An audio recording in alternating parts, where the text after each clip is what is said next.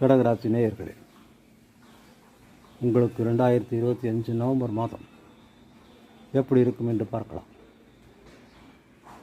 இந்த நவம்பர் மாதத்தில் முழுவதும் குருவானவர் நவம்பர் மாதம் முழுவதும் குருவானவர் உங்களுடைய ராசியிலேயே இருப்பதால் பூர்வ ஸ்தானத்தையும் மனைவி அல்லது உறவினர் அல்லது பிரயாணங்கள் அல்லது நண்பர்களிடம் கூறக்கூடிய 7ஆம் இடத்தையும் பாக்கியஸ்தானமான 9ஆம் இடத்தையும் பார்ப்பதால் உங்களுக்கு சகல சௌபாகியங்கள் கிடைத்து பூர்வ புண்ணியம் வேலை செய்து நல்ல பலனையே பெறுவீர்கள்.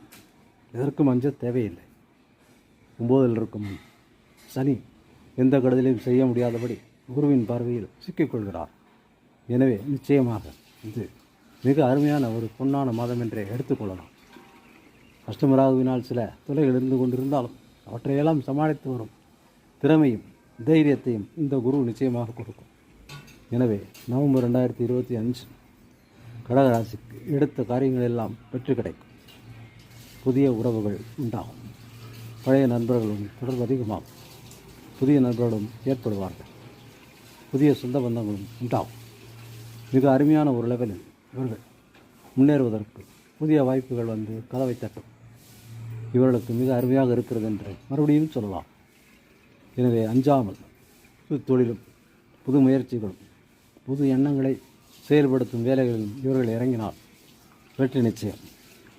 இவர்கள் கருத்து இன்று எடுபடும். இப்போது இவர்களுக்கு சிறு பதவிகள் கூட கிடைக்கலாம். அரசியல் இருப்பவர்களுக்கு மிக அருமையான ஒரு நாளாக இந்த மாதமாக இந்த நவம்பர் மாதம் நிச்சயமாக இருக்கும். கடகராசியில் பிறந்த உங்களுக்கு இந்த நவம்பர் 2025 ஒரு அருமையான மாதம் என்றே சொல்லலாம். 80லிருந்து 90% உங்களுக்கு அருமையாகவே இருக்கிறது, நன்றாகவே இருக்குது என்று நம்பலாம். சிறு சிறு இடைஞ்சல்கள் வந்து போனாலும் அவற்றை நீங்கள் சமாளிக்க முடியும்.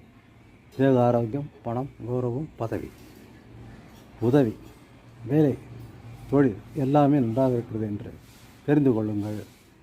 சேனலை சப்ஸ்கிரைப் செய்து தினந்தோறும் நான் அனுப்பும் வீடியோக்களை கண்டு பயன்பெறுங்கள்.